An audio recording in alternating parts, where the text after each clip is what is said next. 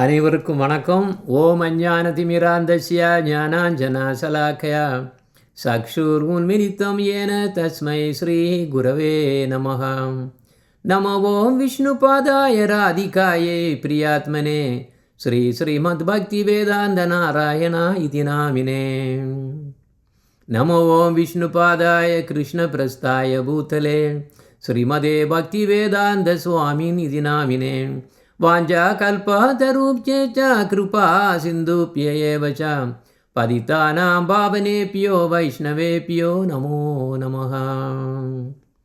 ஹே கிருஷ்ணா கருணா சிந்தோ தீனபந்தோ ஜகத்பதே கோபேஷா கோபிகா காந்தா ராதா காந்தா நமோஸ்துதே.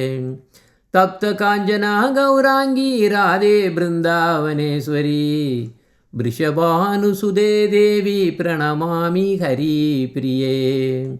जय श्री कृष्ण चैतन्य प्रभु नित्यानंद श्री अद्वैत गदाधर श्रीवासादि गौरभक्त वृंद. हरे कृष्णा कृष्णा कृष्णा हरे हरे हरे राम राम राम हरे हरे. ஜீவனின் நித்திய தர்மம் ஸ்ரீகிருஷ்ணருக்கு சேவகம். ஜீவேர ஸ்வரூபகயா கிருஷ்ணேர நித்தியதாசா. இதுதான் கோர். ரொம்பவும் அது உள்ள கோர் சப்ஜெக்ட் இதுதான். இதை வச்சு எக்ஸ்பேண்ட் பண்ணது தான் ஹோல் ஜீவ தர்மம் ஆக்சுவலாக. அப்போது இந்த ஜடலோகங்களுக்கு மேலே என்ன இருக்குன்னா பிரம்மம் இருக்குது. அதுக்கு மேலே என்ன இருக்குது? பிரம்மத்துக்கு மேலாக ஆன்மீக உலகங்கள் உள்ளன அப்படின்னு பிரம்ம சமீகத்தம் சொல்லுது. நிறைய சாஸ்திரங்கள் அதை தான் சொல்லுது. ஜடலோகங்களுக்கும் ஆன்மீக லோகங்களுக்கும் இடையில மிகவும் முக்கியமாக நமக்கு தெரியது தான் இந்த பிரம்ம ஜோதி. அப்போ இங்கே தான் மகாவிஷ்ணு இருக்கார். அவர் பாதி ஜட உலகத்திலையும் பாதி ஆன்மீக உலகத்திலையும் தொட்டுக்கிட்டு அப்படியே படுத்தவாறு கிரியை நடக்குது. எண்ணிக்கை அடங்காத அளவுக்கு அவர் என்ன பண்ணுவார்? பிரம்மாண்டங்களை அப்படியே அப்படியே அப்படியே தன்னுடைய ரோமக்கோள்களிலிருந்து அப்படியே ப்ரீத் அவுட் பண்ணிகிட்டே இருக்கார் ஃபுல்லாக. அப்போ அந்த இடம் அவர் எங்கே படுத்திருக்காரோ அந்த இடத்துக்கு பேர், அதாவது பாதி ஆன்மீக லோகம் பாதி ஜடலோகம், இந்த பகுதிக்கு பேர் தான் காரண சமுத்திரம்னு பேர். அதனால தான் அவருக்கு இன்னொரு பேர், மகாவிஷ்ணுக்கு இன்னொரு பேருன்னு காரண உதக்கசாய விஷ்ணு. உதக்கன்னா அப்பால்னு அர்த்தம். அதாவது அவர் காரணத்தில் மேலே நிற்கார். அவர் இருந்தால் காரணம் எல்லாமே ஆரம்பிக்குது. அதாவது எனது இந்த கிரியேஷன் சிருஷ்டி நிலைகள், இந்த அவ்வளவு பிரம்மாண்டங்களும் அவர்களிடம்தான் வருது ஆக்சுவலி. அப்போ அந்த பகுதிக்கு பேர் காரண ஓஷன், காரண சமுத்திரம்னு பேர். இன்னொரு பேர் பிரஜா நதின்னு. நீங்கள் பார்த்தீங்கன்னா சில சமயம் நம்ம எஸ்பெஷலியாக நம்ம ஸ்ரீ பரம்பரை எல்லாம் காரண ஓஷனை பற்றி பேசுவாங்க. அதுக்கு மேலே அவ்வளோ கிளியராக இருக்காது. ஏன்னா இந்த பிரஜா நதி அந்த இருக்கக்கூடிய இடம், இந்த காரண ஓஷனில் தான் அவ்வளோ பிரம்மாண்டங்களும் ஏராளமான முட்டைகள் அப்படியே நீரில் மிதக்கிறது மாதிரி மிதந்துட்டே இருக்கும். அதில் ஒன்று தான் நம்ம பிரம்மாண்டம். நம்ம பிரம்மாண்டத்துக்கு உள்ள பிரம்மாவுக்கு 4 தலை தான். 5 தலை இருந்தது, 1 போயிடுது. அப்போ இங்கிருந்து இந்த காரண ஓஷனில் இருந்து தான் மகாவிஷ்ணு அப்படியே மிதந்துட்டே ஃபுல்லாக பிரம்மாண்டங்களை சிருஷ்டி செய்கிறார். எனவே ஒருவன் இந்த ஜடலோகத்திலிருந்து வெளியே ஒருத்தன் வரான்னு வச்சுக்கும். அவன் கடைசியில் பார்த்தோம்னா ஒரு யோகியாகவும் இருக்கலாம், ஞானியாகவும் இருக்கலாம். அவன் தன்னோட உடலை விட்டுட்டு வெளியே வரும்போது முதல்ல பார்க்குறது இந்த பிரஜா நதி தான். இந்த பிரஜா நதியை பார்க்க அங்கே தான் பிரம்மம் முழுசுமாக அங்கே பார்க்க முடியும். நம்மளால் பிரம்மத்தை உணர முடியாது. ஆனால் எல்லா இடத்துலையும் அது இல்லாத இடம் கிடையாதுன்னு சொல்கிறதுங்க. பிரம்மங்கிறது என்னது? பிரம்ம அங்க காந்தி தான்ற நிர்விசேஷ பிரகாஷே சூரிய ஏவ சர்ம சாட்சே ஜோதிர்மய பாஷே அப்படின்னு சைத்தன்ய சரித்தாமிரத்துல எழுதியிருக்கு. அப்போ இந்த பிரம்மம் தெரியும். ஃபுல்லாக அப்படியே கம்ப்ளீட்டாக அப்படியே இருக்கும். நேற்று அந்த கிளாஸில் சொன்னது மாதிரி இவங்க எல்லாம் அதிலேயே அடிபட்டு போயிடுவாங்க. அந்த பிரமத்துக்குள்ளே முங்கிடுவாங்க. முங்கி தன்னுடைய அந்த ஒரு ஐடென்டிட்டி கூட இல்லாமல் போயிடும். அதனால தான் நம்ம நம்ம சாஸ்திரங்களில் என்ன சொல்லியிருக்கு, எவன் ஒருத்தன் இந்த ஞானிகள் அதே மாதிரி அதே ஞானிகள் தபசிகள் இந்த இந்த யோகிகள் இவங்க எல்லாம் இந்த மாதிரி போய் விழக்கூடிய இடம் பிரம்மங்கிறது அது அவங்க தன்னையே அவங்க சூசைட் பண்ணிடுறாங்க, தற்கொலை பண்ணிடுறாங்க அப்படின்னு சொல்கிறதுக்கு காரணம் இதுதான். இங்கே இது நமக்கு இந்த இடத்துக்கு இதே கிடையாது, நம்ம சம்பந்தமே இருக்கக்கூடாது. அப்போ இந்த ஸ்லோகத்தில் நான் சொன்ன ஸ்லோகத்தில் என்ன சொல்லுதுன்னா, பிரம்மம் என்ற இந்த அளவற்ற ஜோதி பகவான் ஸ்ரீ கிருஷ்ணரின் ஆன்மீக அங்கத்திலிருந்து கிளம்புகின்றன. சூரியனிடமிருந்து எவ்வாறு சூரிய வெளிச்சம் வருகிறதோ அதே போல்தான் பகவானின் அங்க காந்தி. காந்தின்னா அதிலிருந்து வரக்கூடிய அப்படியே ஒளி ஒளி இது காந்தின்னு சொல்லுவோம் இல்லையா, அது பிரகாசம். அங்க காந்தி தான் பிரம்மம். இந்த பிரம்மத்தை பெருசாக எடுத்துட்டு அவங்க என்ன பண்ணுவாங்க, பிரம்மவாதிகள் அதே மாதிரி மாயாவாதிகள் இதெல்லாம் போட்டு தலையெல்லாம் போட்டு குழப்பி எடுத்து எல்லாரும் நான் ஞானி ஞானின்னு கொடுத்துட்டு அவங்க என்ன சொல்கிறாங்க, பிரம்மத்துக்கு மேலே எதுவுமே கிடையாதுன்னு அவங்க சொல்கிறாங்க. ஆனால் அது முழுவதுமே தப்பு. அப்போ பாருங்க, உதாரணமாக உங்ககிட்ட சொல்லன்னு வச்சுங்க, தெரியுமா உனக்கு என்ன சரி, அவங்க பிரகாரம் யார் பிரம்மவாதிகள் அதே மாதிரி மாயாவாதிகள் பிரகாரம் பிரம்மத்துக்கு மேலே எதுவும் கிடையாது. பகவான் பரமாத்மா அத்தனை அவதாரங்கள் எல்லாமே பிரம்மத்திலிருந்து வருது அப்படின்னு போட்டு குழப்புவாங்க. பகவானே பிரம்மத்திலிருந்து வர்றாங்கன்னு எல்லாத்தையும் குழப்புறாங்க. பாருங்க, பிரம்மங்கிறது எது, வெளிச்சம், இது சூரிய வெளிச்சம்.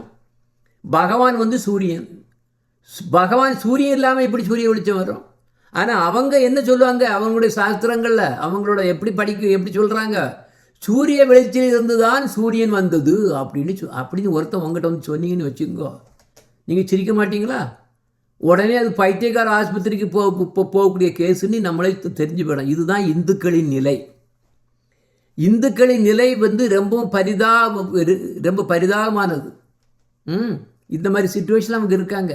அவங்களுக்கு பிரம்மன் எல்லாத்தையும் என்ன பண்ணிடுறாங்க, டோட்டலாக எல்லாத்தையும் இந்த மாதிரி குழப்பி தள்ளிடுறாங்க. இந்த பிரம்மம் அல்லது பிரம்மஜோதி எங்கும் வியாபித்திருக்கும் பிரம்மாண்டமான ஒரு ஒளி. பிரம்மம் இல்லாத இடமே கிடையாது. ஏன்னா இது மாதிரி சூரிய வெளிச்சம் இல்லாமல் எங்கே இருக்குது? சூரியன் இருந்துன்னா சூரிய வெளிச்சம் ஆட்டோமேட்டிக்காக. பகவான் எப்பவும் இருக்கக்கூடியவர். சூரியன் மாதிரி சூரியனாவது மறைஞ்சு போயிடுது அப்புறம் வருது. இது அப்படி இல்லை, பகவான் எப்பவும் இருக்கிறார். அதனால் எப்பவும் பிரம்மம் இருந்துகிட்டே இருக்கும். அது இல்லாத இடமே கிடையாது. ஆனால் நம்மளால் ஏன் அதை உணர முடியல அப்படின்னா காரணம், நம்ம ஜடப்பொருளால் ஆனவங்க. நம்மளால் ஆன்மீக வஸ்துவை பார்க்க முடியாது. அப்போ இந்த ஒளி எங்கேருந்து வருதுன்னா, எங்கேருந்து வருது? நாம் இப்போ சூரிய ஒளியை பற்றி தெரிந்துள்ளோம். சூரிய ஒளி சூரியனிருந்து வருகிறது. சூரியன் இல்லாமல் சூரிய ஒளி கிடையாது. விளக்கு இல்லாமல் எப்படி வெளிச்சம் வரும்? அப்போ இந்த பிரம்மம் எங்கேருந்து வருது? அந்த பகவான் கிருஷ்ணர்லேருந்து இந்த உடல்ல இருந்து வரக்கூடிய அந்த தேஜஸ். அப்போ இந்த பிரம்மத்துக்கு அது இல்லாத இடம் கிடையாது. இதை எல்லாம் ஞாபகம் வச்சுக்கணும். ஓகே. அப்போ இப்போ இதில் சித்தர்கள் ஞானிகள் யோகிகள் இல்லை, எல்லாருமே பிரம்மத்தில் அப்படியே போய் அப்படியே நின்றுடுவாங்க. ஆனால் உண்மையிலேயே பகவானை தெரிஞ்சவங்க புத்திசாலியா, இந்த அவர்கிட்ட வரக்கூடிய இந்த ஒளிக்கதிரை மட்டும் வச்சுட்டு இருக்கக்கூடியவங்க புத்திசாலியானு நீங்களே யோசித்துக்குங்க. இப்போ படிக்கிறதுக்கு வரோம். அரை மணி நேரம் ஆயிடுத்து. ஆக்சுவலாக லாகிரி மகாஷாயா கேட்காரு. லாகிரி மகாஷாயா புதுசாக இந்த இடத்துக்கு வந்திருக்காரு. இந்த வைஷ்ணவ சபா இவங்களோட அசோசியேஷனில் அவர் வாராரு. ஏன்னா அவர் ஏகப்பட்ட டேலண்டாக எல்லாமே ஏகப்பட்ட புத்திசாலித்தனமாகவும் கவர்மெண்டில் பெரிய அதிகாரமும் இருந்தும் கூட அவருக்கு என்னது இல்லை, மகிழ்ச்சி இல்லை. மகிழ்ச்சி இல்லைனால அவர் இங்கே வாராரு. அப்போ அவர் கேட்காரு, கண்டினியூ பண்ணுறாரு. இதில் யார்கிட்ட கேட்காரு? வைஷ்ணவதாசா பாபாஜிட்ட கேட்காரு. அந்த டயலாக் இப்போ கண்டினியூ ஆகுது. இது ஏன்னா இப்போ தான் பாகம் 2.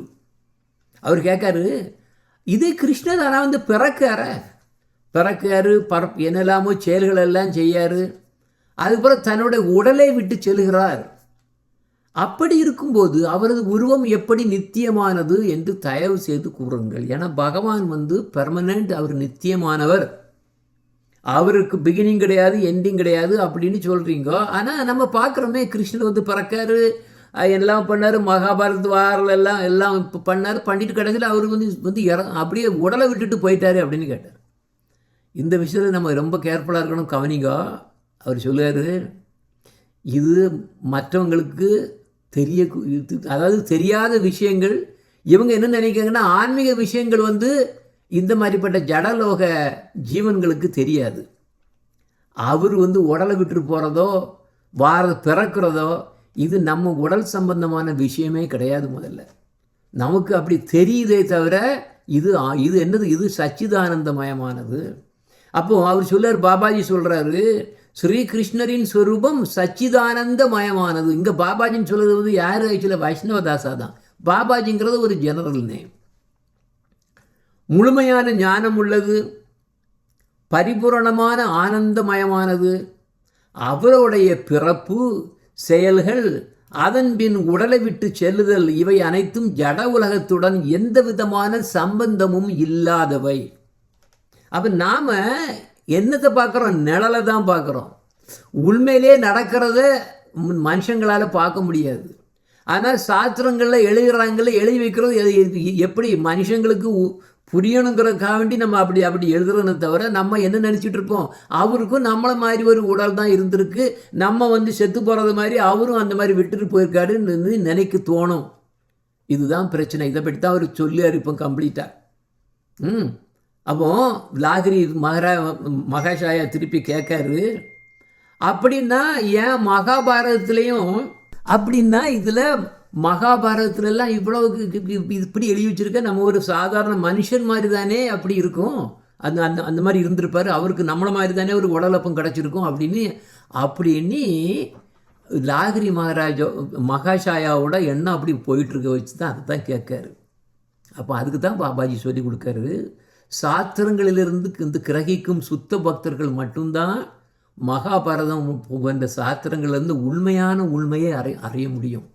மற்றவங்கெல்லாம் இங்கெல்லாம் அறிய முடியாது. என்னதான் படித்து பார்த்தாலும் பகவத்கீதையை நீங்கள் தரகீழாக படித்தாலும் கூட ஒரு குரு இல்லாமல் அதோட அர்த்தம் புரியாது, அதோட சீக்ரெட் புரியாது. ஏதோ வெளிப்பாட்டால் தெரியுமே தவிர ஒன்றும் நிற்காது, மண்டையில் நிற்காது. அப்போ அதுதான் யார் நம்ம பாபாஜி சொல்லி கொடுக்காரு. ஜட உலக பந்தத்தில் சிக்கியுள்ள மந்த புத்தி உள்ளவர்கள் இதை படிக்கும்போது அவற்றை வித்தியாசமான முறையில் ஜட உலக சம்பந்தத்துடன் அறிகின்றனர் அப்படின்னு போட்டார். அப்போ நம்ம ஆண்டவனுடைய லீலைகள், அவளுடைய ஆக்டிவிட்டீஸ் இதெல்லாம் நம்ம வந்து சாதாரணமாக நினைக்கக்கூடாது.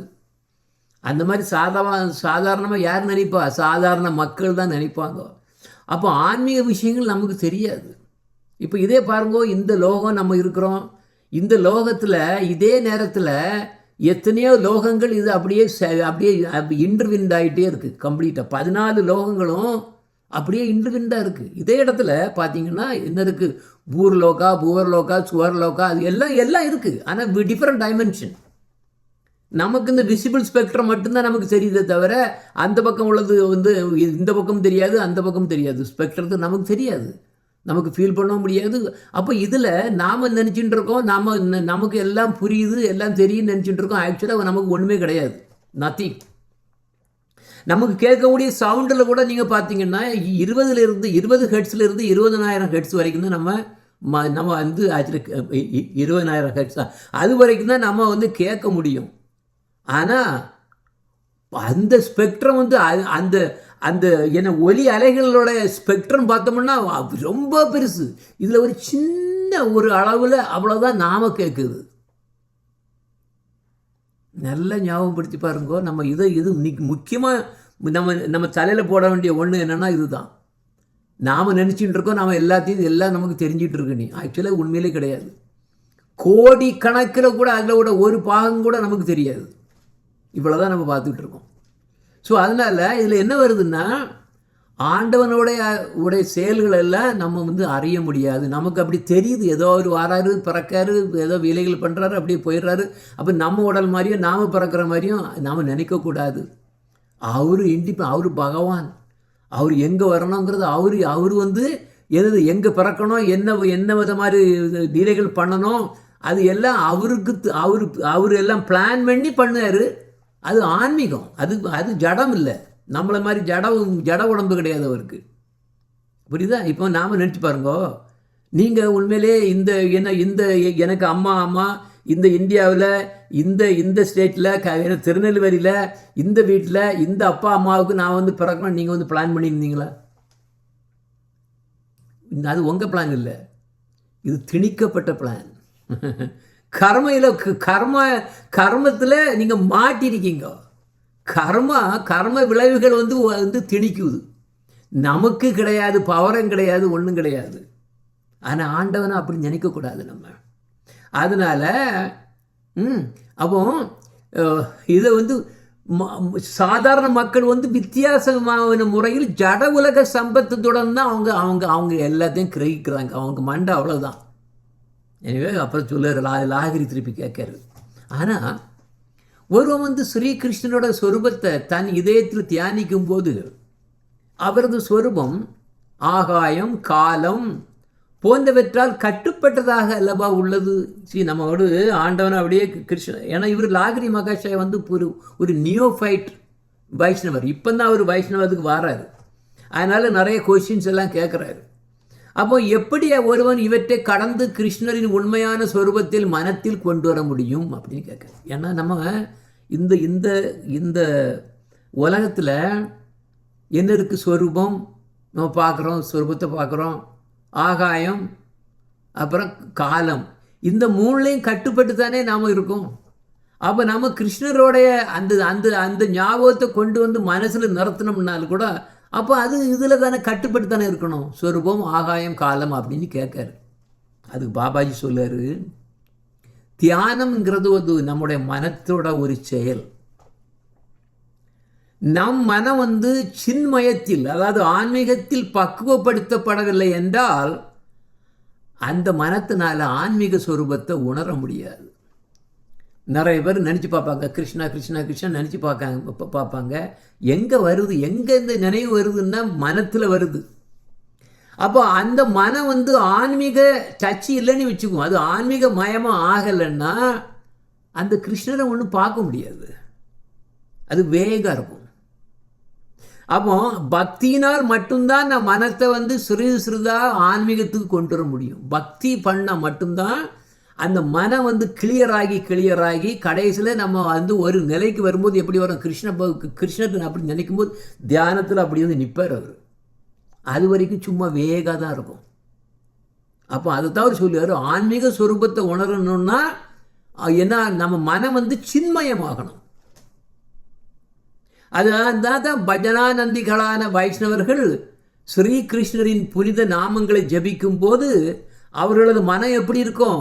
சின்மய நிலையில் இருக்கும். அதனால அவங்கள ஜட உலகம் வந்து அவள் தொட முடியாது. அவங்க சொல்கிறது வந்து பஜனானந்திகளான வைஷ்ணவர்கள்லாம் ரொம்ப அட்வான்ஸ் வைஷ்ணவர்கள். நம்ம இதில் 6 கோஸ்வாமிகள் இப்படி இவங்களெல்லாம் நம்ம அப்படி எடுத்தோம்னா இவங்களோட தியானங்களும் நம்ம தியானங்களுக்கும் வித்தியாசம் ரொம்ப இருக்கும். அவங்க அப்படியே ஆன்மீகத்தில் இருப்பாங்க, சின்மயத்தில் இருப்பாங்க அவங்க. அதனால அவங்க இந்த லீலைகளிலே என்டர் பண்ணிடுவாங்க. அவங்க வந்து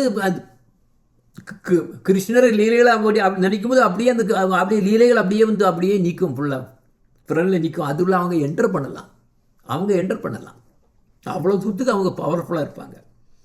இதெல்லாம் எதில் வருது? கிருஷ்ணரின் புனித நாமங்களை ஜபிக்கும் போது. அப்போ அவங்க எப்பவும் என்ன பண்ணியிருப்பாங்க? ஆன்மீக நிலையில் இருக்கனால நித்தமும் நிகழும் ஸ்ரீகிருஷ்ணரின் லீலைகளை அனுபவித்து ஸ்ரீகிருஷ்ணருக்கு மனத்தால் பரம ரகசியமான சேவைகளை செய்கின்றனர். இப்படி வருவாங்க. அப்போ அந்த ஸ்டேட்டஸ்க்கு வரணும்னா என்ன வரணும்? என்ன இங்கே கீ பாயிண்ட் என்ன? கிருஷ்ணர் வந்து பண்ணக்கூடிய லீலைகள் வந்து நமக்கு தான் சாஸ்திரங்கள் எழுதி வச்சிருக்கிறத வச்சு நம்ம படித்து நமக்கு தான் அது ஏதோ வந்து நம்ம மாதிரி மனுஷன் மாதிரி தான் அவர் பண்ணியிருக்காருன்னு நினைக்கிறத தவிர அது உண்மையிலேயே அவர் அந்த மாதிரி கிடையாது. அவர் ஆன்மீக சுரூபம். அவர் டோட்டலி இண்டிபெண்ட். அப்போ அது மட்டும் இல்லை, அவருடைய ஸ்வரூபம் நம்ம மனதில் வரணும்னா அந்த நாமங்களை வந்து அவ்வளோ தூரத்துக்கு நம்ம நல்லா ஃபுல்லாக ஜெபம் பண்ணி பக்குவப்படுத்தி கொண்டு வரலைன்னா அதுவும் வராது. இதைத்தான் சொல்கிறது, திருப்பி சாண்டிங்னு சொல்கிறது காரணம் இதுதான் வருது. அப்போ அவர் லாகிரி மகாஷாயா கேட்காரு, அப்படின்னா தாங்கள் கருணை செய்து அப்படிப்பட்ட ஆன்மீக அனுபவங்களை எனக்கும் அளிக்க வேண்டும். அந்த ஆன்மீக அனுபவத்துக்கு பேர் சித் அனுபவம்னு பேர். அதை கொடுங்கோ அப்படின்னு கேட்குறாரு. அப்போ பாபாஜி சொல்லுறாரு, பாபாஜின்னா யார்? இங்கே வந்து வைஷ்ணவதாசா, நீர் எல்லா விதமான ஜட உலக சம்பந்தப்பட்ட சந்தேகங்களை எல்லாம் விட்டு இந்த சந்தேகங்களெல்லாம் வைக்காமல் ஹரிநாமத்தை ஜெபித்தால் ஆன்மீக அனுபவங்கள், அதாவது இந்த சித் அனுபவம் தானாகவே வந்துடும். ஏன்னா கிருபைங்கிறது ஒன்று, கிருபைங்கிறது வருது, அது வந்து ஹெல்ப் பண்ணும். ஆனால் குவாலிஃபிகேஷன் பண்ணணுமே, நான் படிக்கணுமே. ஃபெசிலிட்டிஸ் எல்லாம் பண்ணி கொடுக்காங்க, படிக்கிறதுக்கு சாஸ்திரம் கொடுக்கறது எல்லாம் கிருபையினால் வருது. ஆனால் படிக்கணுமே. அப்போ அந்த படிப்புங்கிறது என்னதுங்க? அப்போ தான் குவாலிஃபிகேஷன் ஆக முடியும். தென் அதுக்கு பிறகு நமக்கு எல்லாம் நாளெடுத்தது எல்லாம் வருது. அந்த இங்கே வந்து ஆன்மீக அனுபவங்களை பற்றி பேசிகிட்டு இருக்கோம். அப்போ நம்ம மனத்தை வந்து தேவையில்லாமல் ஜட உலக ரீதியில் தர்க்கங்களில் ஈடுபடுத்தினால் அது நம்மை மேன்மேலும் இந்த ஜட உலக பந்தத்தில் தான் ஆழ்த்தும் அப்படிங்கிற என்றைக்குமே ஞாபகம் அப்படி தான். குருதேவ் சொல்லுது, அப்படியே கேட்டுட்டு பண்ணணும். அது ஏன்னு கேட்கக்கூடாது. இப்படி கேட்டோம்னா நம்ம தான் பாதிக்கிறது. ஏன்னா அவர் வந்து எங்கேயோ மேலே உள்ளவர். அவர் ஒன்று சொல்கிறது வந்து நமக்கு வந்து புரியாமல் இருக்கும் சில சமயம். ஆனால் அவர் என்ன இன்ஸ்ட்ரக்ட் பண்ணுவாரோ அதைத்தான் நம்ம ஃபாலோ பண்ணணும். அப்போ இப்படி அவர் சேன் பண்ண சொல்லாருன்னா நம்ம சேன் பண்ணணும், அவ்வளோதான். எதுக்கு அது சேன் பண்ணணும்? நான் இவ்வளோ பண்ணால் போதாதா, 16 ரவுண்டு பண்ணால் போதாதா, இல்லை 32 பண்ணால் போதான்னு இப்படி நம்ம கொஸ்டின் கேட்டு பண்ணோம்னா நம்ம ஜட உலக பந்தத்தில் தான் போயிட்டுருக்கோமே தவிர நம்ம வந்து மேலே போக முடியாது. ஓகே. அப்போ அப்படி நம்ம வந்து ஆன்மீக விஷயத்தில் ரொம்ப தீவிரமாக ஈடுபட்டு இந்த நாம ஜபம் பண்ண அந்த மனதில் உள்ள அழுக்குகள்லாம் எல்லாம் மறைஞ்சி அது ஆன்மீக தன்மை உண்டாகும். அப்படி உண்டாகும்போது ஆட்டோமேட்டிக்காக எல்லா ஆன்மீக ஞானங்கள் வந்துடும், ஆன்மீக ஸ்வரூபங்கள் தெரியும், லீலைகள் தெரியும். அது கூட என்டர் கூட பண்ணியுமே அவரு கூடாலே லீலைகளே இருக்கலாம், அந்த அளவுக்கு போகலாம் இருக்குது. அப்போ லாகிரி திருப்பி கேட்குற, அப்படின்னா தயவு செய்து அந்த ஆன்மீக நிலைங்கிறது எப்படி இருக்குன்னு கொஞ்சம் கருணை செய்து கொஞ்சம் சொல்லுங்கோ. அவர் சொல்றதை கேளுங்கோ.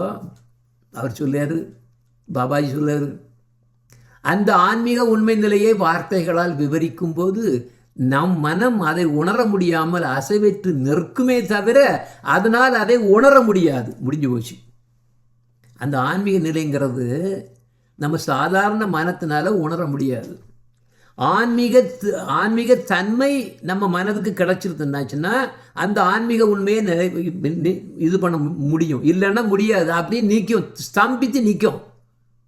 அதுக்கு மேலே அது என்னன்னு தெரியாது, உணர முடியாது. அப்போ என்ன பண்ணும்? அப்போ யார் அறிய முடியும்? சித்தானந்த நிலையில் இருக்கும்போது மட்டும்தான் அது அறிய முடியும். எனவே சந்தேகம் இல்லாமல் எல்லா சந்தேகத்தையும் தூக்கி தூர போடும். ஹரிநாமத்தை தொடர்ந்து பல நாட்கள் ஜெபியும். அந்த ஹரிநாமத்தின் சக்தியால் சந்தேகங்கள் அனைத்தும் மறைந்து விடும். இதை பற்றி நீர் வேற ஜாஸ்தி கேட்க வேண்டிய அவசியமே இல்லை. இப்படி கேட்குறீங்க தவிர வேற ஒன்றும். ஏன்னா அவர் நிறைய கேட்குறாரு இப்படியெல்லாம். இந்த சந்தேகத்தெல்லாம் உள்ள விட்டுட்டு பகவான் வந்து ஆன்மீக ஸ்வரூபம், அவர் பண்ணக்கூடிய லீலைகள் நம்ம கண்ணுக்கு தான் நிழல் மாதிரி தெரியுது. அப்போ அவரை நமக்கு ஒரு ஸ்வரூபத்தை நம்ம மனத்தில் கொண்டு வரணும்னா நம்ம மனம் வந்து ஆன்மீக தன்மையில் இருந்தால் தான் அதனால் அறிய முடியும்னா முடியவே முடியாது. அதுக்கு பவரே கிடையாது. அப்போ ஒன்று என்ன பண்ண முடியும்? நீர் ஹரிநாமத்தை விடாமல் தொடர்ந்து அப்படியே கண்டிப்பாக சேவிச்சுட்டே இருக்கணும். அப்புறம் கேட்காரு, லாகிரி கேட்காரு, முழு நம்பிக்கையுடன் ஸ்ரீகாக கிருஷ்ண நாமத்தின் ரச அமிர்தத்தை பருகும் ஒருவனே எல்லாவற்றையும் விட மேலான ஆன்மீக பலனை அடைகிறான் என்பதை நான் இப்போது அறிந்து கொண்டேன். அவர் என்ன அறிஞ்சாருன்னா, ஆன்மீக ஸ்டேஜுக்கு அந்த ஆன்மீக அந்த அந்த பலன் நம்ம இதில் வரலைன்னா ஒன்றுமே அறிய முடியாது. அது அறியதுக்கு என்ன பண்ணணும்? நாமந்தான் ஹரிநாமம் ஜெபிச்சுட்டே இருக்கணும்.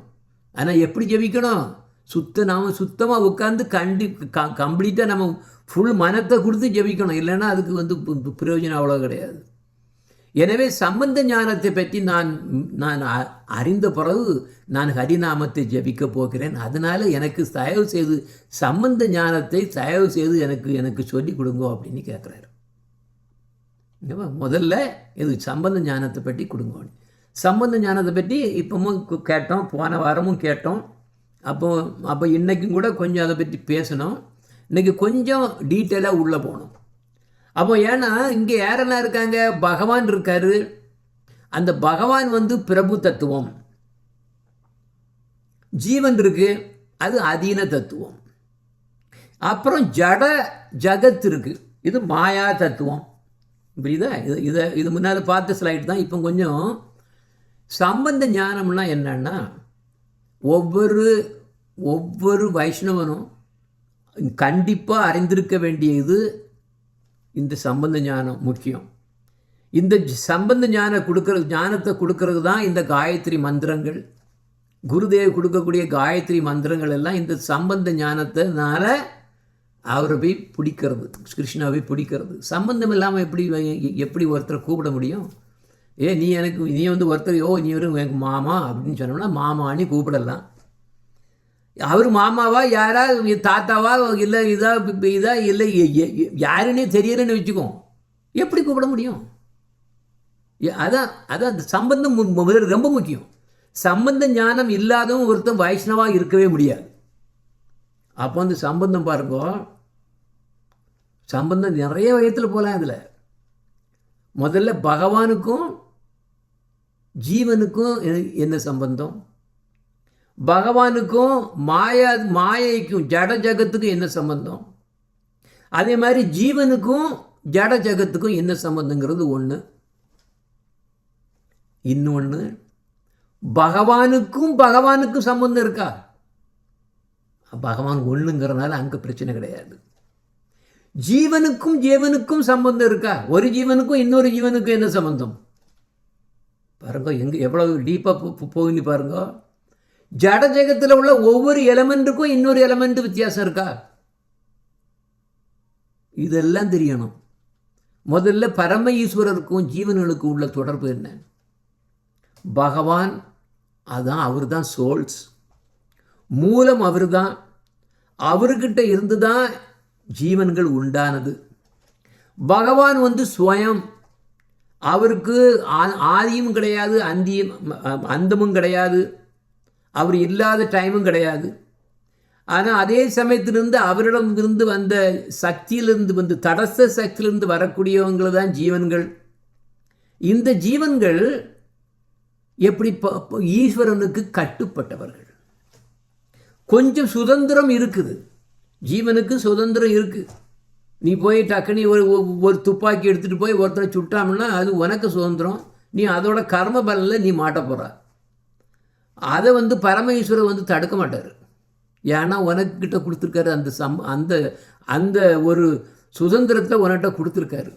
அந்த சுதந்திரத்தை நீ தப்பாக யூஸ் பண்ணியோ சரியாக யூஸ் பண்ணியோங்கிறது அது உனக்கு ப்ராப்ளம்.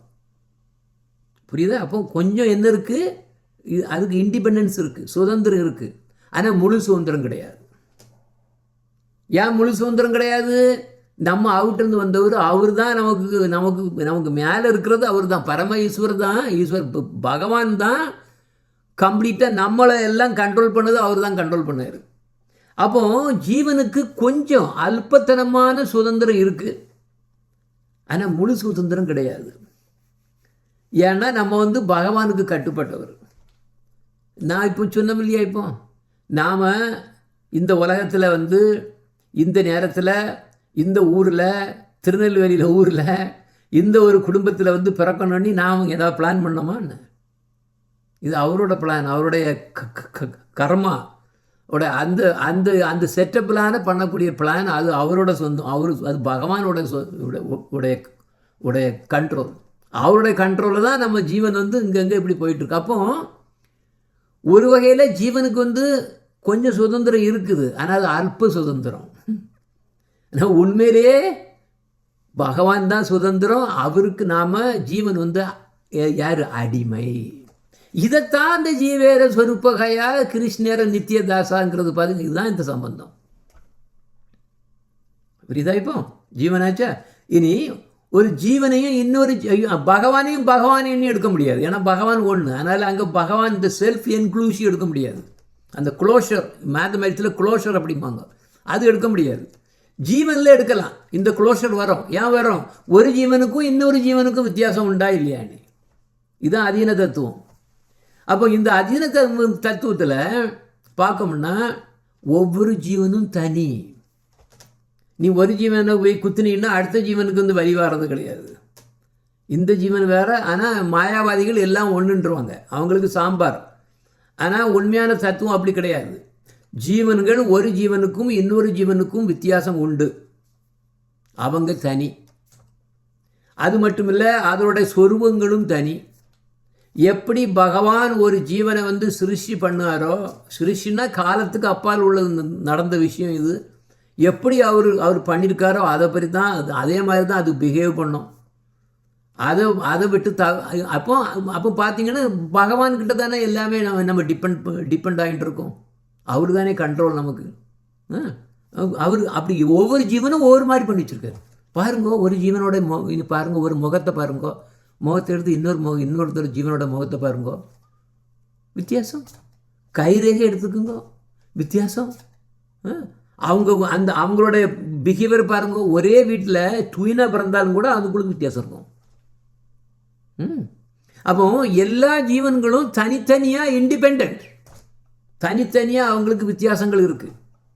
இது ஜீவ தத்துவம்.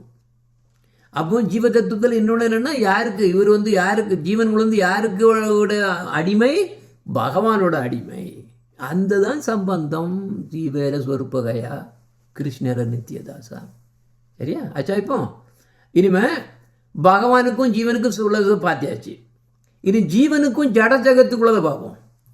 அப்போ ஜீவன் இன்ஃபினிட்சிமல், அதாவது அது ரொம்ப சின்னது, பவர் கம்மி. பகவான் ஒரு பெரிய எரியும் நெருப்பு கோலம்னா ஜீவன் அதிலிருந்து வரக்கூடிய ஒரு நெருப்பு பொறை. அந்த பகவான் அந்த நெருப்பு கோலத்துக்கு பக்கத்தில் நீங்கள் போனீங்கன்னா சட்டை எல்லாம் எரிஞ்சு போயிடும், நாமளே எரிஞ்சு போயிடும். சன்னுக்கிட்ட போகிறது மாதிரி சுத்தமாக பஸ்பமாயிரும்.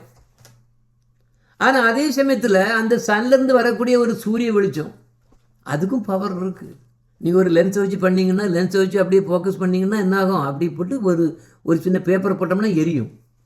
அதே மாதிரி பெரிய ஜுவாலையில் பெரிய தீயை பகவான் நினச்சோம்னா அதுலேருந்து வரக்கூடிய ஒரு சின்ன தீப்பொறி ஜீவன், அதுக்கும் பவர் இருக்குது. ஆனால் சின்ன பவர். அந்த தீ இதில் பொறியில் அந்த பெரிய தீ பக்கத்தில் நீங்கள் போனீங்கன்னா உங்கள் ஷர்ட்டில் அப்படியே எரிஞ்சு போயிடும். ஆனால் இந்த தீப்பொறி உங்கள் ஷர்ட்டில் பட்டினா என்னாகும்? ஷர்ட் எரிக்காது. ஷர்ட்டில் அப்படி ஒரு ஹோல் போடும், அது அப்புறம் அதே எரிஞ்சு போயிடும், அதே மறைஞ்சு போயிடும். அது சக்தி, அவ்வளவுதான். அப்போது ஜீவன் அணு சக்தி, அணு பரம அணு. அப்போ பரம பகவான் அவர் முழுசு, கம்ப்ளீட்டாக. புரியுதா? அப்போ இந்த ஜீவனுக்கு இந்த ஒரு அல்பமான எனது சின்ன சக்தி, சிறு சக்தி இருக்கிறதுனால இது வீக். பகவான் வீக்கு கிடையாது, அவர் எல்லாமே கம்ப்ளீட்டாக. ஜீவன் அவருடைய அணுசத்து இருக்கனால, அணுச்சித்தா இருக்கனால வீக்னஸ். அந்த வீக்னஸ்னால இந்த ஜட உலகத்தில் போய் அட்ராக்ட் ஆகிடுது. இந்த ஜட உலகத்தில் அட்ராக்ட் ஆகிடுது. எப்படி அட்ராக்ட் ஆகுதுன்னா, இந்த ஜீவனுக்கு ஜட உலகத்தையும் என்ஜாய் பண்ணணும் ஒரு ஆசை வருது. ஏன்னா அதுக்கும் இண்டிபெண்ட் இருக்குது, அதுக்கும் சுதந்திரம் இருக்குதே. இதனால தான் பகவான் ஜட ஜகத்தை பண்ணார் முதல்ல. இந்த பண்ண உடனே இது அவ்வளோ டக்குன்னு இந்த ஜீவன் வீக்கான ஜீவன்கள் போய் மாட்டிக்கிடுது. எனக்கு இது எனக்கு என்ஜாய் பண்ணணும், வா இந்த ஜட உலகத்தில் எனக்கு போய் அங்கே அது வேணும், ஆனந்தம் வேணும், எனக்கு இந்திரியங்களனால நான் இதை அனுபவிக்கணும் அப்படின்பட்ட ஆசை வந்து மாட்டிடுது. இதுக்கு மண்டை இல்லை, சரியான பூரணமான மண்டை இல்லை, வீக்னஸ், அது ஸ்பிரிச்சுவலி வீக்னஸ். அந்த வீக்னஸ்னால போய் மாயா வந்து டக்குனி பிடிச்சிட்டு இங்கே வாயா அப்படின்னு நினச்சிட்டு என்ன பண்ணா, ஓஹோ அங்கே தான் அகங்காரம் ஆரம்பிக்குது, ஃபால்ஸ் ஈகோ ஆரம்பிக்குது. அதுக்கு அடுத்தால என்ன பண்ண மாயாதேவி ஒரு 2 உடல் கொடுக்கா, சப்டில் பாடி, மைண்ட், இன்டெலிஜென்ஸ் அது கொடுக்கா. புரியுதா? ஓகே. ஸோ அப்புறம் எல்லாம் சப்டில் பாடியில் ஃபால்ஸ் ஈகோவும் சேரும். False ego, mind and intelligence 3 சேரும். உள்ளே இருக்கிறது யார்? அந்த ஜீவன் வந்து உள்ளே கிடக்கு. அதுக்கு மேலே இது வந்து அவர் பாடி ஒரு பனியன் போடுற மாதிரி அவள் போடுறா, மாயாதேவி போடுறா. அதை போட்டுக்கிட்டு அதுக்கு மேலே ஒரு ஸ்தூல உடம்பையும் கொடுத்துக்கிட்டா, கிராஸ் பாடி மேலே உள்ள நமக்கு உருவம் இது இருக்கே அதையும் கொடுத்து விட்டுறா. அடுத்து விட்டு நீ ஓடு, நான் என்ஜாய் பண்ணணும்னு சொல்லி போய் என்ஜாய் பண்ணு. அவன் கொடுக்க ஓடுவான், 10 கீழே விழுவான், அடிபடுவான், இன்னொரு ஜீவனை பார்ப்பான். அந்த ஜீவனுக்கு இந்த ஜீவனுக்கு அடித்தடி நடக்கும், போகும். இப்போ கர்மாவில் மாட்டுவான், கர்மாவில் மாட்டி இப்படியே கடந்து திரும்பி இங்கே மாட்டிடுவான். இது ஜீவனோட பிரச்சனை. அப்போ நாம் எத்தனை பேர் நமக்கு இந்த கிளாஸுக்கு வராங்க, அப்போ இவங்க மற்ற ஜீவன்களுக்கும் உங்களுக்கும் வித்தியாசம் இருக்குது. அந்த ஜீவன்கள் வந்து இதில் விட்ட ஒன்று மண்டை இல்லாத ஜீவன்கள், நீங்கள் வந்து அப்படி இல்லை, இன்டெலிஜென்டான ஜீவன்கள். அறியணும், ஆண்டவனை பற்றி அறியணும். இந்த இன்னொரு பிறவி இருக்கக்கூடாது, இதுக்கு ஒரு முற்றுப்புள்ளி வைக்கணும் அப்படிங்கிறதுனால இன்ட்ரெஸ்ட்னால நமக்கு வந்து வராங்க, கேட்கணும் அப்படின்ட்டு வராங்க. ஆனால் எல்லா ஜீவனும் அப்படி கிடையாது. 99% ஜீவன்கள் வந்து இப்படியே தான் ஓடிட்டு போயிட்டே இருக்குது. பிறந்து இறந்து கர்ம சைக்கிளில் மாட்டி சம்சார மோஷனில் மாட்டிட்டு இங்கே ஜடஜகத்திலே கிடக்கே தவிர வெளியே போகாது. நான் முதல்ல ஆரம்பித்து சொல்லிட்டோம்லே, ஒருத்தன் வந்து உடலை விட்டு யார் ஞானிகளோ சித்தர்களோ இவங்கெல்லாம் லிபரேஷன், அது மோட்சம் அந்த ஸ்டேட்டுக்கு வந்தாச்சு. வெளியே வரும்போது என்ன பண்ணுவாங்க, அந்த லேயர்ஸ் அவ்வளோத்தையும் எல்லாத்தையும் அந்த பஞ்ச இது தாண்டி அதே மாதிரி அவங்களோட மைண்டு இன்டெலிஜென்ட் ஃபால்ஸுக்கு எல்லாம் தாண்டி வெளியே வந்தால் தான் பிரம்மத்தை பார்க்க முடியும். அது அன்றைக்கி நம்ம கவர் பண்ணோம். அதில் சைத்தன்ய சரிதாமத்தில் நினைக்கிறேன் இதை கவர் பண்ணோம். அப்போ அப்படி வெளியே வந்தாச்சுன்னா அவன் தப்பிச்சான். இல்லைன்னா என்ன ஆகும், இதே அந்த பனியன் இருக்கே அந்த சப்டில் பாடின்னு சொன்னோம்ல, அந்த சரீரத்தில் இன்னொரு கிராஸ் பாடியில் போகும், இந்த பூத உடலில் போகும். அது ஆடு கோழி பன்னி ஏதாவதுனாலும் இருக்கலாம், கர்மத்தை பொறுத்து. அங்கே போய் நல்ல ஃபுல்லாக எனக்கு மாமிசம் சாப்பிடணும்னா அடுத்த பிறகு ஒரு டைகராக பிறப்பான். இப்படி தான். இல்லை எனக்கு நிறைய குழந்தைகள் பிறக்கணும், அதில் எனக்கு என்ஜாய்மெண்ட் இருக்குன்னு நினச்சேன், ஒரு ராபிட்டை பிடிச்சி இப்படி கிடச்சி போயிடும். கிடச்சி மாட்டிட்டு கிடக்காங்க. இதை விட்டு வெளியே வர்றது தான் புத்திசாலித்தனம். இப்படி இதை பார்க்குறாரு பகவான், அவருக்கே பிறக்க முடியல. அதனால தான் அவர் என்ன நினைக்காரு, சரி யாராவது என்னுடைய அசோசியேட்ஸு என்னோட டிவோட்டிஸை அனுப்பி இவங்கிட்ட கொஞ்சம் ஏதாவது சொல்லி கொடுத்து திருப்பி அவங்கள இங்கே கொண்டு வரலாம் அப்படிங்கிறதுக்காக வேண்டி தான் குருக்களை அனுப்புறதுக்குள்ள. அவங்க அதையும் கேட்க மாட்டானுங்க. யார் கேட்க மாட்டானுங்க. அவங்க நினைக்கிறதான் கரெக்ட் நினச்சிட்டு போயிட்டே இருப்பானுங்க ஃபுல்லாக. ஓகே, புரியுதா? இப்போ ஜீவன் வந்து வீக்காக இருக்கனால ஜடஜகத்தில் மாட்டிக்கிட்டான், கர்மத்தில் எல்லாம் மாடி இப்போ ஃபுல்லாக கம்ப்ளீட்டாக பிறப்பு இறப்பில் மாட்டிட்டு கிடக்கிறது ஜீவனும் ஜடஜகத்தும். இனி ஜடஜகத்துக்கும் இடையிலேயே நம்ம அதுவும் அது ஒரு க்ளோஷர் பண்ணணும்ல. அது க்ளோஷர், அதில் மேத்ஸில் அப்படி சொல்லுவாங்க, க்ளோஷர்னு சொல்லுவாங்க. அப்போ ஜடஜகத்தில் வந்து ஒன்றுக்கும் இன்னொன்றுக்கும் வித்தியாசம் உண்டு. எல்லாமே அணுவாக இருந்தாலும் சர்ஃபேஸில் அதுக்கு வித்தியாசம் வரும். ஏன்னா ஒவ்வொரு ஜடம் வஸ்துக்களும் அதுக்கு தனித்தனி குணம் இருக்குது. தண்ணீருக்கு ஒரு குணம் இருக்குது, அதே மாதிரி மரப்பொருளுக்கு அது ஒரு குணம் இருக்குது. இதே மாதிரி வித்தியாசமாக அது பரிணாமிக்குது. அது ஜடஜகத்தில் உள்ள நேச்சர். அது இனி கடைசியில் 3வது பார்ப்போம், பகவானுக்கும் ஜடஜகத்துக்கும் என்ன சம்பந்தம். ஜடஜகத்துனா பிரகிருதி, பகவானுக்கும் பிரகிருதிக்கும் என்ன சம்பந்தம். ஏன் முதல்ல படைக்கிறாரு? ஏன் படைக்கிறாருன்னா, இந்த ஜீவன்கள், சில ஜீவன்கள் இப்படி ஒரு ஆசையை அவங்களுக்கு வரனால, அந்த ஜீவன்களுக்கு இப்படிப்பட்ட ஆசைகள் வர்றதுனால தான் இவர் பிரகிருதி எப்பவும் இருக்குது. ஆனால் அந்த படைப்பு சிருஷ்டி நடக்கிறது இதனால தான் நடக்கும். ஜீவன்கள் சப்போஸ் எல்லா ஜீவன்களுக்கும் பர்ஃபெக்டாக இருந்துன்னு வச்சுக்கோ, அந்த மாதிரிப்பட்ட அல்பமான ஆசைகள் இல்லாமல் இருந்தால் வச்சுன்னா பிரகிருதி தேவையே கிடையாது, அப்படியே கிடக்கும். அப்போ பகவான் என்ன பண்ணுவார்? சிருஷ்டி பண்ணதுக்காக வேண்டி அவர் பிரகிருத்தியை பார்க்குறாரு. அது மகாவிஷ்ணு தான் பார்க்குறாரு. மகாவிஷ்ணு பார்க்குறாரு. அவர் மகாவிஷ்ணு பார்க்கும்போது யார்? துர்காதேவியை பார்க்கும்போது அந்த நேரத்தில் தான் என்னது சிருஷ்டி ஆரம்பிக்குது. இப்படித்தான் அவர் படைக்கக்கூடிய அந்த அவ்வளவு பிரம்மாண்டங்களும் அது அவ்வளவுமே ஜடசக்தி தானே. அந்த ஜடசக்திக்கு யார் கொடுக்குறாருன்னா பிரகிருதி. அந்த பிரகிருதி யார்? அதிபதி யார்? துர்காதேவி. ஓகே, புரியுதா? இப்போ உங்களுக்கு புரிஞ்சுதா? அப்போ இந்த ஜட ஜகத்துக்கும் பகவான இந்த இடத்துல விஷ்ணு யார்? மகாவிஷ்ணு எடுத்துக்குங்க. ஏன்னா கீழே பார்க்கணும், பகவான் ஸ்ரீகிருஷ்ணர் எல்லாம் அவருக்கு மேலே, அது மகாவிஷ்ணுக்கு மேலே. அவர் நினைக்க தான் செய்வார் இப்படி சிருஷ்டிருக்கணும்னு அது நடக்கும். ஸோ பண்ணுறது மகாவிஷ்ணு தான். அப்போ இந்த மகாவிஷ்ணு படைக்கிறாரு, உண்டு பண்ணுவார், அழிக்காரு, உண்டு பண்ணியார், அழிக்காரு, உண்டு பண்ணார், அழிக்காரு. நம்ம என்ன சுவாசத்தை வெளியே விடுறோம், அப்புறம் உள்ளே எடுக்கிறோம், வெளியே விடுறோம், உள்ளே எடுக்கிறோம். இதே மாதிரி நடந்துகிட்டே இருந்துட்டு இருக்கு கம்ப்ளீட்டாக ஃபுல்லாக. அப்போ எல்லா ஜீவனும் இந்த மாதிரி மோட்சத்து நிலையில் வந்துருந்துச்சுன்னா இந்த பிரகிருதி அப்படியே டார்மெண்ட் ஆயிரும். பிரகிருதி அழியாதது, டார்மெண்ட் ஆயிரும், தேவை கிடையாது. மகாவிஷ்ணு திருப்பி எல்லாம் கொண்டு வேண்டிய அவசியமும் கிடையாது, அங்கே இருக்கும். பிரகிருதியாகவே இருக்கும், அவ்வளோதான்.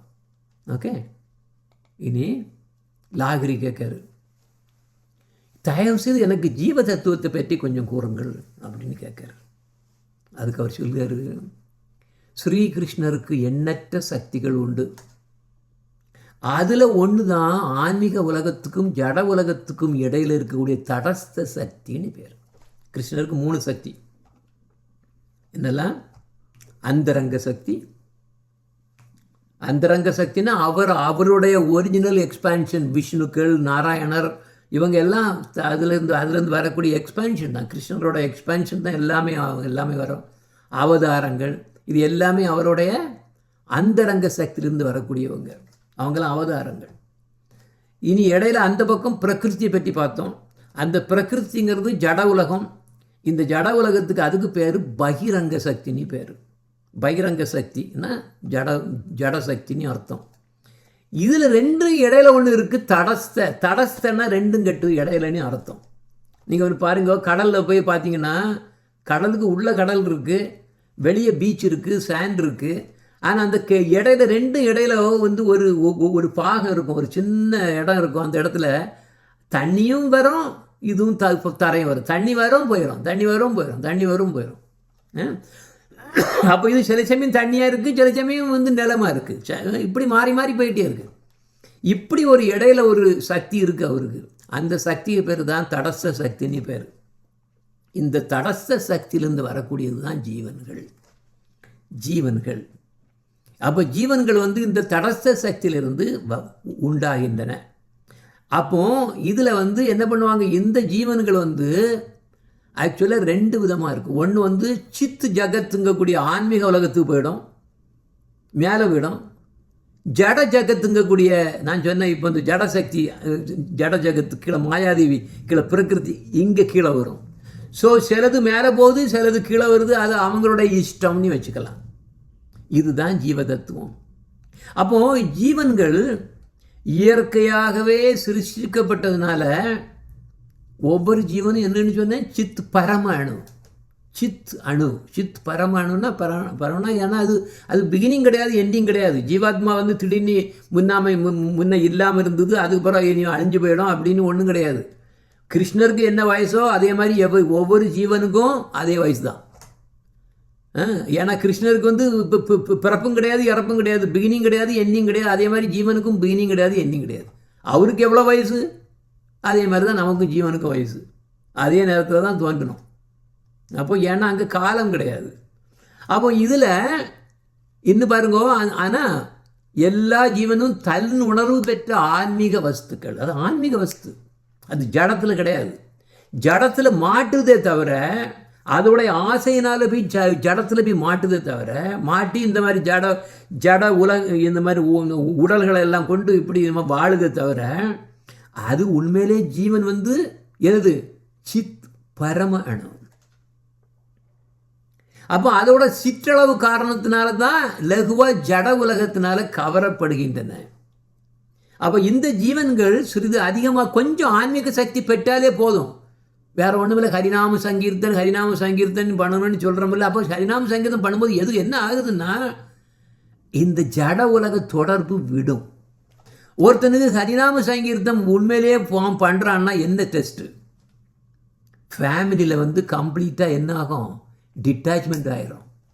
ஹஸ்பண்டோ ஒய்ஃபோ சன்னோ டாட்டரோ எந்த விதமான இதிலும் அந்த இது தெரியாது. அது அப்படியே விட்டு போகிறது தான் இருக்குமே தவிர, அப்போ அந்த மாதிரி விட்டு போகல.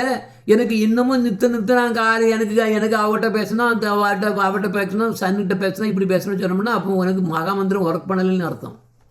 மகாமந்திரத்தில் வேலை அது பண்ணுறது என்ன பண்ணுவோன்னா, உன்னோட ரிலேஷனை அடிக்கும். உனக்கு ரிலேஷனே ஒரு ஃபீலிங் இல்லாமல் ஆக்கும். ஏன்னா இங்கே டிட்டாச்மெண்ட் வைக்கணும். ஏன்னா இங்கே இருக்கக்கூடிய அட்டாச்மெண்ட் அது மாற்றும். நம்ம அட்டாச்மெண்ட்னா என்னது? ஒன்றில் போய் பிடிச்சி வச்சுட்ருக்கோம். நம்மளோட ரிலேஷனில் போய் பிடிச்சிட்ருக்கோம். இது எனக்கு அம்மா, இது எனக்கு அம்மா, இது அப்பா. அது டியூட்டிங்கிறது வேறு. இனி பிறந்ததுனால நீ டியூட்டியை பண்ணி ஆகணும். ஆனால் ஒரு அன்பு இருக்காது. டியூட்டி மட்டும்தான் இருக்குமே தவிர பாசம் வைக்கக்கூடாது. பாசம் வைக்கக்கூடியதுக்கு ஒரே ஒரு இடம் கிருஷ்ணர் மட்டும்தான். அவங்களை தவிர உன்னுடைய பாசத்தை வேற எங்கேயுமே வைக்கக்கூடாது. நீ வச்சிங்கன்னா நீ பெரிய விபரீதம்.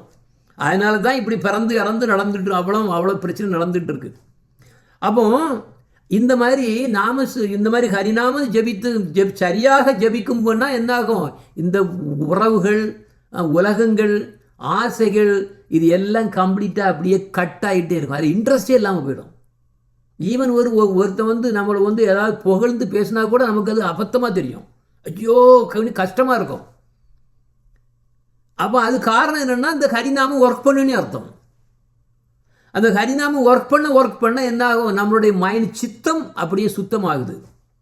சுத்தமாக கொஞ்சம் சுத்தம் ஈஸியாயிரும். ஹரிநாமத்துக்கு அவ்வளோ பவர். ஆன உடனே போதும், எளிதிலேயே ஆன்மீக உலகத்துக்கு போயிடும். பரமானந்தத்தோடு அங்கே வாழும் அது. புரியுதா? ஆனால் ஜீவன்கள், எல்லா ஜீவன்களும் அப்படி இல்லையே. முக்த ஜீவன்கள் நான் இப்போ சொன்னது மாதிரி மேலே போயிடுது. ஹரிநாம ஜபம் பண்ணிட்டு மேலே போயிடுது. ஆனால் இந்த 10 ஜீவன்கள் மாட்டிகிட்டே கிடைக்குதே. எனக்கு அம்மா, அப்பா, பாட்டி, தங்க, அது இது போட்டு ஏன்னா சன்னு டாக்டரு, அது எனக்கு அது மட்டும் இல்லை, பேர குழந்தை, அது இதுன்னு போட்டு சிக்கிட்டு மாட்டி கிடக்கு. இதெல்லாம் 10 ஜீவன்கள். இந்த அட்டாச்மெண்ட்டை கம்ப்ளீட்டாக வெட்டுறது தான் ஹரிநாமத்தோட பவர். ஆன்மீக உலகத்தில் நிரந்தரமாக வசிக்கக்கூடிய ஜீவன்கள் இருக்குது. ஏன்னா தடஸ்த சக்தியில் இருந்து இந்த ஜீவன்கள் வெளியே வரும்போது அதுக்கு 2 சாய்ஸ் கிடைக்குது. மேலே போகலாம், கீழையும் போகலாம். மேலே என்னது இருக்குது? ஆன்மீக லோகம் இருக்குது. கீழே இந்த ஜடலோகம் இருக்குது. சிலதுவோ அது பார்த்துட்டு என்ன பண்ணுது? இது இல்லாமல் கீழே பார்த்துருது. மேலே பார்த்தது மேலே போயிடுது. அப்படியே வைகுந்தம் அங்கே அப்படியே மேலே போயிடுது. அது அங்கே பெர்மனண்ட்டாக இருந்துட்டு ஆண்டவனுக்கு சேவை பண்ணிகிட்டே இருக்குது. அதுக்கு பேர் தான் முக்த ஜீவன்கள்னு பேர். இந்த 10 ஜீவன்கள் தான் நான் ட்ரையாங்கிள் போட்டு காணிச்சோம் இல்லையா, இதில் மாட்டி கிடக்கக்கூடியது. இதுதான் மாட்டி கிடக்கு. இதுதான் 10 ஜீவன்கள். அந்த இதுலேயும் பந்த பாசங்கள்லையும் உலக இன்பங்கள்லையும் அதனுடைய ஆசைகளையும் இதுலையும் கம்ப்ளீட்டாக சிக்கி மாட்டிட்டு கிடக்கிறது தான் 10 ஜீவன்கள். ஆனால் இந்த 10 ஜீவன்களையும் கூட 2 விதமாக பிரிக்கலாம். எப்படி? உதித்த விவேகிகள், உதித்த விவேகிகள். முன்னால் ஒருக்க டச் பண்ணது. உதித்த விவேகிகள்னா ஆன்மீக விழிப்புணர்வு பெற்ற ஜென்மங்கள் ஜீவன்கள்னு அர்த்தம். உதித்தனா உதித்த அவங்களுக்கு திருப்பி தேர் ரியலி காட் அவங்களுக்கு திடீர்னு உதிச்சிருச்சு அப்படின்னு அவங்க உதித்த விவேகிகள். எதுக்கு? ஆன்மீக விழிப்பு. என்ன என்ன என்ன உதித்தது? பணக்காரனாய எனக்கு இந்த மாதிரி பண்ண பிஸ்னஸ் பண்ணால் எனக்கு இவ்வளோ கிடைக்கிறது, அது இல்லை. அது கீழே தான் விழும். அது கீழே விழக்கூடிய கேஸ், இன்னும் டீப்பாக போகக்கூடிய கேஸு கீழே. உதித்த விவேகிகள்னா ஆன்மீக விழிப்புணர்வு பெற்ற ஜீவன்கள் அர்த்தம். உதித்தனா உதிக்கல, ஆன்மீக விழிப்புணர்வு இல்லாத ஜீவன்கள், பறவைகள், விலங்குகள் மற்றும் மிக அரிதாக கிடைக்கும் மானிட இது இந்த மாதிரி பாட்டுகளை பிறவியை ஆன்மீகத்தில் ஈடுபடுத்தாமல் பாருங்க. பறவை எல்லாம் எத்தனை ஜென்ம ராசிகள் அதுக்கு பாட்டு வாழ்ந்துட்டு இருக்கு பார்த்தீங்களா. நமக்கு இது இப்படி ஒரு மனித ஜென்மம் கிடைச்சிருக்குங்கிறது அவங்களுக்கு தெரியாது நிறைய பேருக்கு. அப்போது இதை ஆன்மீகத்தில் ஈடுபடுத்தாமல் விலங்கு போல் வாழும் மனிதர்கள் இவையெல்லாம் என்னது உதித்த விவேகிகள். பறவைகளும் விலங்குகளும் மாதிரி அவங்க வாழ்கிறாங்க. ஆனால் வைஷ்ணவர்களாக மாறி ஆன்மீகத்தில் ஈடுபட்டு ஆன்மீக உலகத்தை மட்டுமே குறிக்கோளாக கொண்டுள்ள ஜீவன்கள் மட்டும்தான் உதித்த விவேகிகள் ஆவார்கள். எல்லா சாஸ்திரங்கள்லையும் ஒருவன் வைஷ்ணவர்களோட சேர்ந்து அந்த வைஷ்ணவர்களுக்கு சேவை செய்து வாழ்வது மட்டும்தான் எல்லாவற்றிலும் மிகுந்த செயல் அப்படின்னு சாஸ்திரங்கள் கூறுது. அப்போ இந்த ஆன்மீகத்தில் விழிப்படைந்த ஜீவன்கள் உதித்த விவேகிகள் மட்டுமே கிருஷ்ண நாமங்களை ஜபிப்பதில் ருச்சியை உணர்வார்கள். அவங்க ஜபிக்கணும்னு ஆசை வந்துட்டே இருக்கும். அவர்களுக்கு மட்டுமே சாஸ்திரங்களின் முழு நம்பிக்கையும் வரும். அவர்களுக்கு மட்டுமே வைஷ்ணவர்களுடன் சேர்க்கை வைப்பதில் ஆர்வம் உண்டாகும். அப்போ ஆனால் ஆன்மீகத்தில் விழிப்படையாத ஜீவன்களுக்கு, அதாவது யாரு உதித்த ஜீவன்களுக்கு சாஸ்திரங்களில் நம்பிக்கை கிடையாது. கிருஷ்ண நாமங்களை ஜபிக்கிறதிலும் அவங்களுக்கு ஆர்வம் வராது. அப்போ நம்ம என்ன பார்த்தோம்? ஆன்மீகத்தில் வெளிப்படையாத ஜீவன்கள் கோயிலுக்கு போகிறது கூட ஒரு சமுதாய செயல் போல தான் செய்வாங்க. இதுதான் இதிலோட பரிதாபகமான நிலை. மேலே வர்றது கஷ்டம். அப்போ அவங்களுக்கு வைஷ்ணவர்களால் சேரணுங்கூடிய ஆவல் கூட இருக்காது. வருவாங்க, ஏன்னா வைஷ்ணவர்கள்லாம் வருவாங்க, வந்து கிளாஸ் கொடுப்பாங்க. இவங்களுக்கு அது யாருன்னே தெரியாது. யாரோ சும்மா எதையோ சொல்லி கொடுத்துட்ருக்காங்கன்னு நினச்சிட்டு எதையோ கேட்டுட்டு எதையோ பண்ணிவிட்டு பாட்டு போயிட்டே இருப்பாங்க. அப்போ என்ன பிரச்சனைன்னா, ஏன் இவங்களுக்கு விழிப்படையாமல் இருக்குது காரணம் பார்த்தோம்னா அவங்களுக்கு சுக்குருத்தி இல்லை. சுக்குரி தான் இல்லை. சுக்குருத்தினா என்னது? ஆன்மீக விஷயத்தில், எஸ்பெஷலி கிருஷ்ண வழிபாடு சம்பந்தமான விஷயத்தில் அவங்க ஏதாவது ஒரு நல் பலன், ஏதாவது நல் செயல்கள் பண்ணியிருக்கணும். ஏதாவது ஒரு கிருஷ்ண பக்தர்களுக்கு ஏதாவது பண்ணியிருக்கணும், சம்திங் பண்ணியிருக்கலாம். அதுதான் சுக்ருத்தி. அந்த சுக்ருத்தி இல்லைன்னா இந்த ஜீவத்தினால ஒன்றும் பண்ண முடியாது. அதனால தான் அவ்வளவு ஜீவன்களும் இன்னும் ஒன்று என்னென்னா, சுக்ருத்தி இருந்தாலும் கூட அது சரிச்சமாக இவங்களோட இண்டிபெண்டன்ஸ்னால ஸ்ரீகிருஷ்ணரோட வழிபாட்டில் ஃபுல்லாக வரணும்னு அவசியம் இல்லை.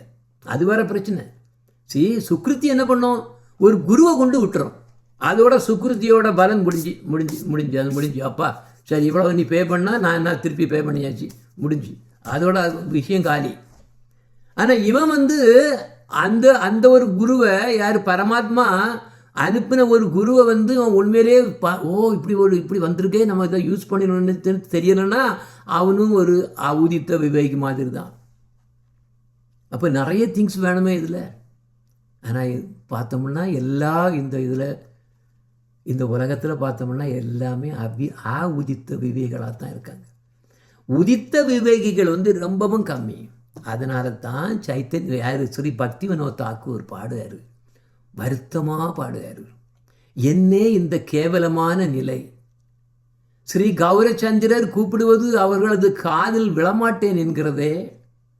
ஸ்ரீ கௌரச்சந்திரர் கூப்பிடுகிறார், பக்த ஜீவன்களே எழுந்திருங்கள், எழுந்திருங்கள், ஜீவஜாகோ ஜீவஜாகோ, எழுந்திருங்கள், எழுந்திருங்கள்.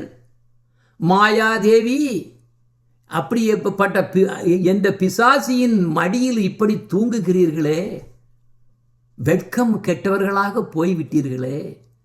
ஜீவஜாகோ ஜீவஜாகோ கௌரச்சந்திர போலே.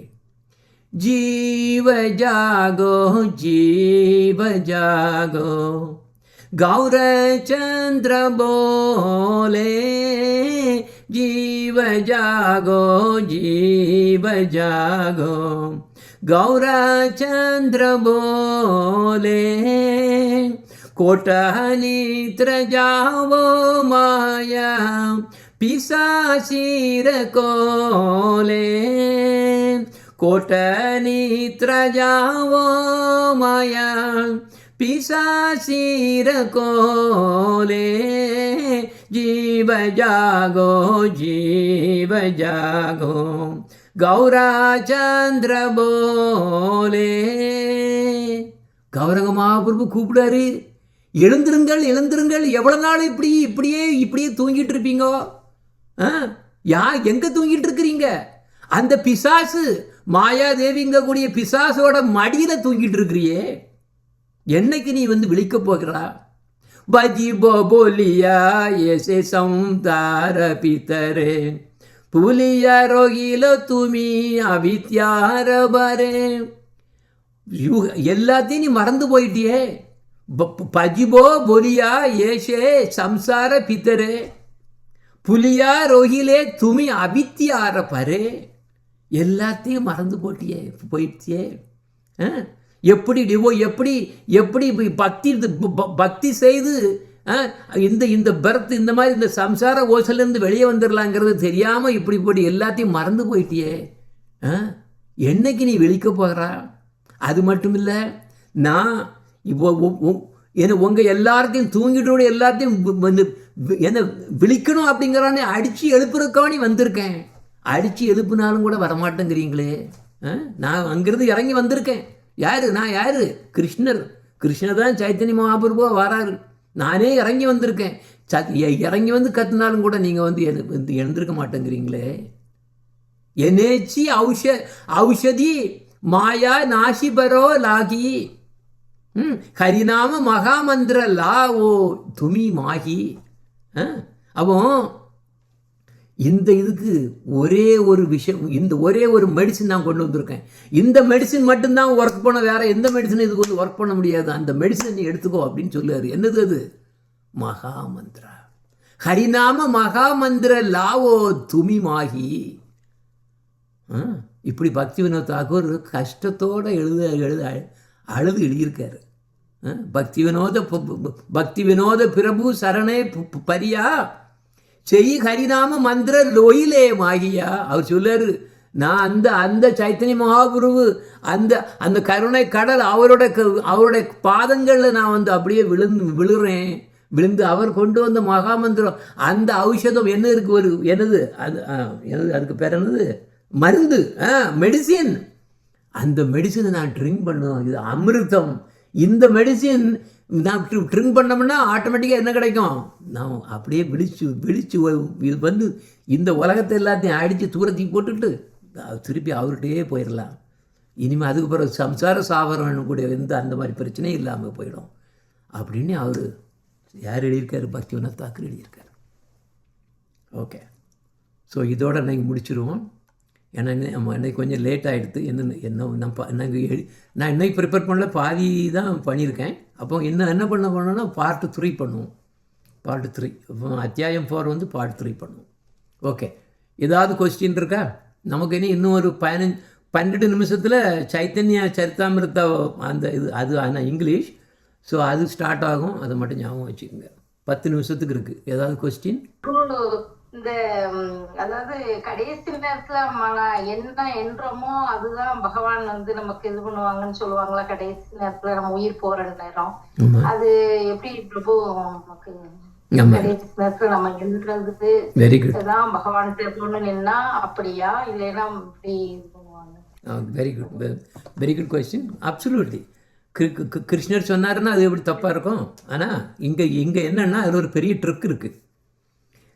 சாகக்கூடிய சமயத்தில் அந்த வலி எப்படி இருக்கும்னா சாஸ்திரத்தில் எழுதி வச்சிருக்கு. இது வைஷ்ணவர் அல்லாதவர்களுக்கு 20,000 தேள்கள், விஷமுள்ள தேள்கள் நம்மளுடைய உடம்புல ஒரே நேரம் இந்த 20,000 தேள்களும் நம்மளை கொட்டும்போது எவ்வளோ வலி இருக்குமோ அந்த மாதிரி ஒரு வலி அந்த சாகக்கூடிய சமயத்தில் வரும். அந்த நேரத்தை தான் கிருஷ்ணர் சொல்கிறாரு, அந்த நேரத்தில் நீ என்ன நினச்சின்னா நீ என்கிட்ட வந்துடுவான்னு சொல்கிறாரு. அந்த வரியில் உங்களால் அவரை நினைக்க முடியுமான்னு கேட்கேன். புரியுதா? நம்ம சாதாரணமாக நான் இப்போ ஒரு ஃபோன் கால் வந்தது, நான் எல்லாத்தையும் மறந்தாச்சு, அது கொடுத்த கிளாஸையும் மறந்துட்டேன். நமக்கு ஏதோ ஒரு வேதனை வருது, தலைவலி வருது, என்னடா தலைவலி, என்னால் ஒன்றும் பண்ண முடியாது, அப்படியே விழுந்துடுறோம். அப்போ அது அது அல்பமான ஒரு சின்ன விஷயம். ஆனால் 20,000 தேள் கொட்டக்கூடிய அந்த அளவுக்கு ஒரு பெயின் நமக்கு அந்த சாகக்கூடிய நேரத்தில் வந்ததுன்னா நீங்கள் உண்மையிலேயே கிருஷ்ணரை நினைப்பீங்களா நினைக்க மாட்டீங்களாங்கிறது உங்கள் இஷ்டம், உங்களோட திறமை. அது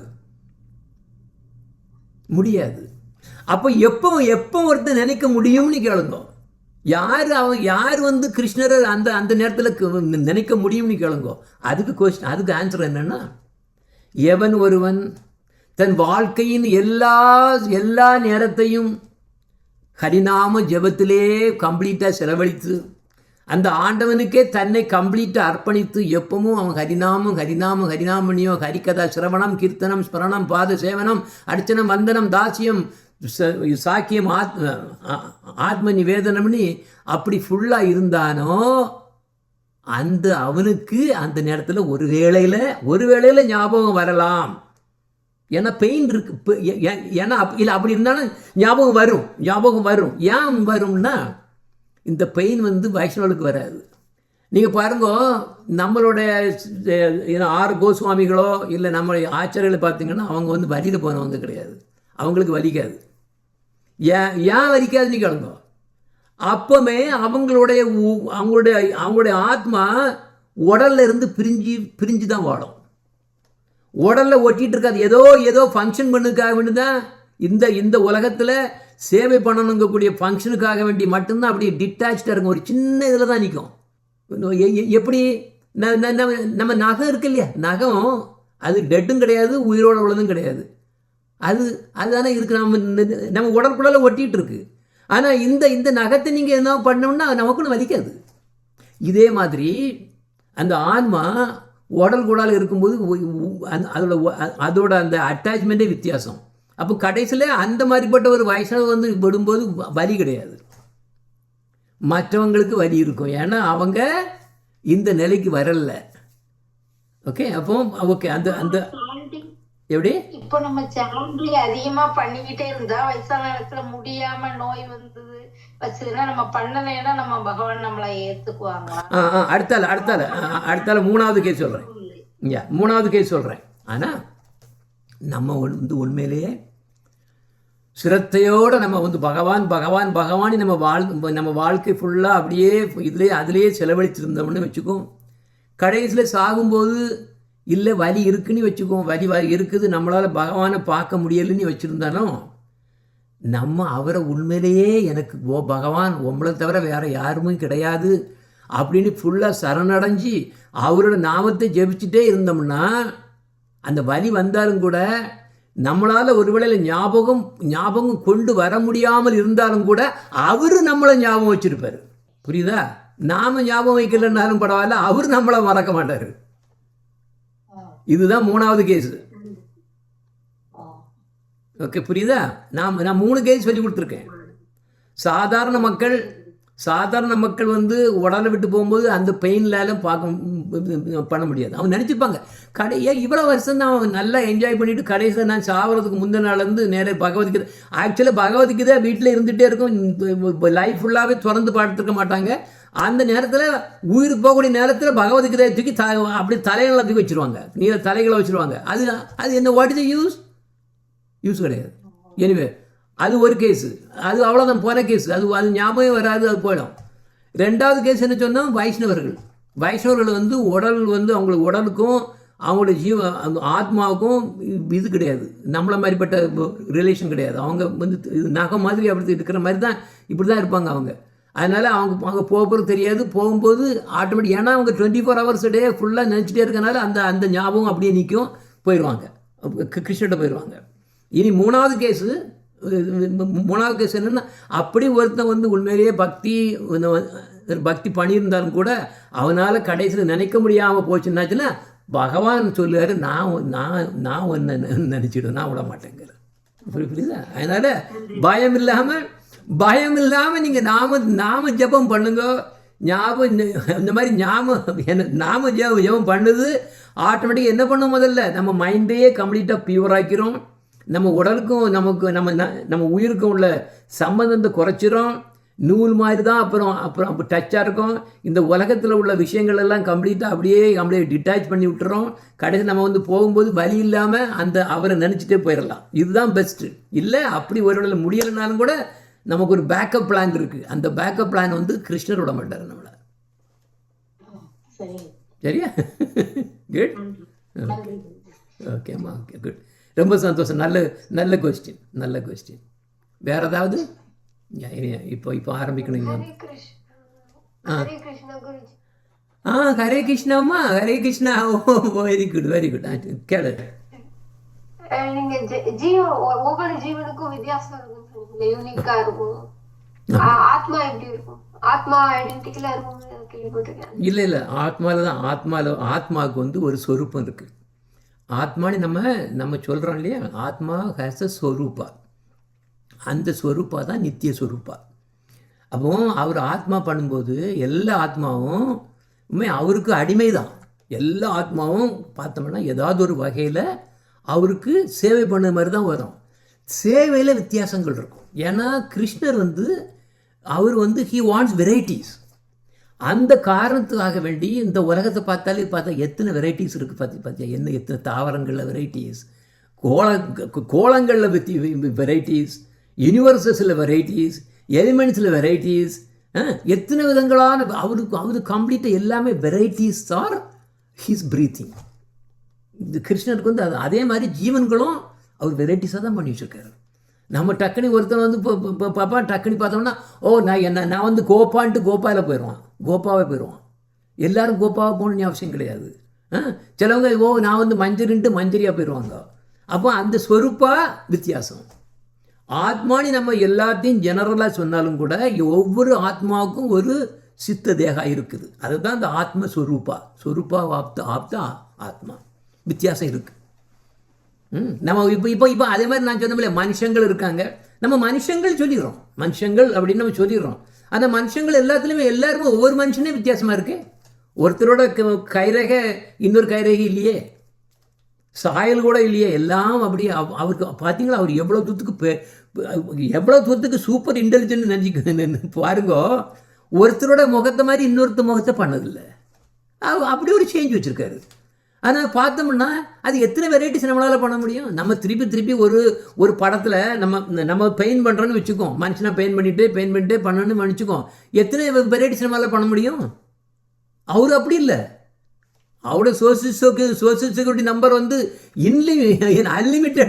அன்லிமிட்டட் டிஜிட்ஸ் அதில்.